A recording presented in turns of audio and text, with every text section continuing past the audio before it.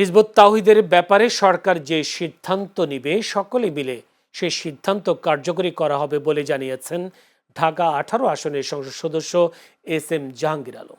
বুধবার সকালে উত্তরা কমিউনিটি সেন্টারে বৃহত্তর উত্তরা সর্বোচ্চ উলামা আইম্মা পরিষদ কর্তৃক আয়োজিত কেন্দ্রীয় প্রতিনিধি সম্মেলনে এই মন্তব্য করেন তিনি। বলেন, ধর্মের নামে কোনো প্রোপাগান্ডা ছড়ালে সরকার ছাড় দেবে না। এ সময় হিজবুত তাওহীদের ভ্রান্ত ও কুফরি মতবাদের বিরুদ্ধে রুখে দাঁড়াতে এবং ইসলামের নামে অপপ্রচার বন্ধ করার আহ্বান জানান ওলামা আইয়ামা পরিষদ।